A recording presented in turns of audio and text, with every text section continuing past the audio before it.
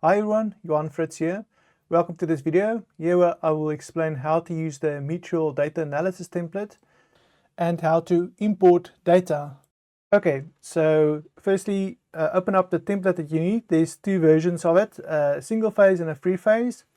So open up the correct one that you need. So for this testing purposes, we'll be opening up the free phase image template, analysis template, and it will look like this. Okay, so if you get any security warnings enable content, just click the enable content to enable the template to work, otherwise it won't. Okay, so just to give an overview of it, it works for the three types of meters for Meatrol, ME1, 550, 440 and 435, and then table relevant data, that's selects the data from one of these three. So you'll be setting in the background which meter you want to use, which one of the three. And from this data, we build all the other tabs and graphs from there. Okay, great. So the next step is to import the data. So select the correct sheet for your type of meter, either the 550, 440 or 435. Let's select the 435 for now. Then if you don't have query here on the menu, you have to click anywhere on the table first, and then this menu item will come up. So click anywhere in the table, and then the query menu comes up, and then you click on edit.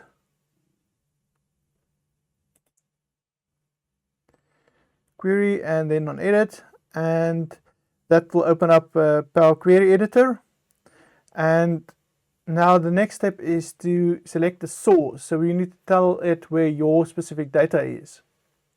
Okay, so if we go back to Excel or Power Query Editor, click on the first, so just the overview.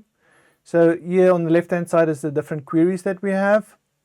Here's the data, that's preview of the data, how it's been transformed. And here on the right, on this section, is different steps that has been applied. So the first step is the source of the CSV file. So to change the source, click on this little gear icon, and it will bring up this dialog box asking you to browse to your CSV file. Okay, so we click on the gear icon, and then we click on browse. And now we click on, we find our CSV file that we want. Okay, so you can just browse on your computer which file you want and click on import, and then click on OK. And then automatically it applies all these steps on the right hand side. So you can just, for interest's sake, click through the steps. So the first step removes the top blank rows. And then the top rows, and then promotes it to be headers, and it removes all the other columns that it doesn't need, and then it changes the date to date time and the time, and it changes these from text to number formats, so decimal numbers, and it changes the whole, also the other fields from text to whole numbers. Okay, great. So once we've done that, we can click save and load, and that will import the data into our Excel. Okay, so the next step is to set the right source for the table relevant data. So this table relevant data refers one of these three meters, so you will set it to the one you want. So click on the tab, then click query on the top menu, and then click anywhere on the data table to open to edit the query. So if we actually do it in Excel, table relevant data, then if you don't click on the table, you'll see query is not displayed. So you have to click on the table for the query menu option to be displayed. So once you click there and you click on edit, it opens up Power Query Editor. And here the first step, we can select the source, but this time instead of referring a CSV file like the other queries. We refer a query inside already in Power Query Editor. So just double click or expand the section here on top, and here you have to type in the name of the query you want to refer. So either the 435, 550 or 440. So you can just change it here to either ME440 or MI550 or the ME435. Once you've changed it to the correct one you want, just move your cursor to the end and press enter, and that will then select the correct query for you.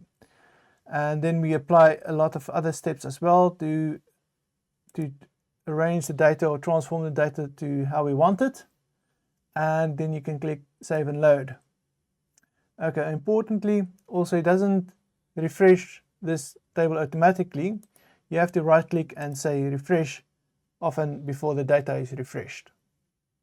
Okay, great. So now that our data has been imported into table relevant data, we can go to the other tab. So let's go to the Power tab, and always the first time you have to right click either here on the date selector or the table or the graph, or no, not the graph, or the table, and say refresh, and that will bring in the data. Otherwise it will still be the old data, and that should then display your data.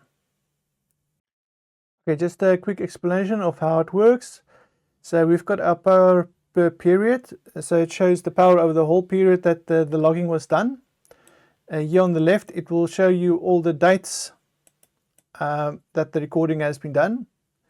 So here it will show you the day of year and the maximum active power of that day, and here it will show you the max of the whole period, the maximum active power, and here you can see the graph. So if you just want to see a specific day, you can use this date slicer or selector to just select that one day, and it will then just show data for that one day. If you want to see more detail, you just click on the plus and it expands it to show you the hours of the day as well, and the maximum power of that 1 hour. Okay, so then we've got our next power graph. It shows the power per day. So if you clear the filter by clicking this clear button, it shows the average of all the days. So you can see your load profile of all the days. If you want to see a specific day, you click on that to select that specific day, and here it shows you the 24 hours of the day and the average of the power of each hour. And you can see your profile there. And then you get to your power per phase, your watts and your VAs per phase. So the black is the total, and the three different, you can see the three colors for the different phases. Also shows you the power factor, energy, and the energy. So this is the energy over the whole period. This is the energy per day. And this third energy graph, you have to select one day, and it shows you the daytime and nighttime consumption of your energy. Then your voltage, and finally your current. Great, that's it for this video. If you have any questions or any difficulty, please feel free to contact us and we'll be glad to assist.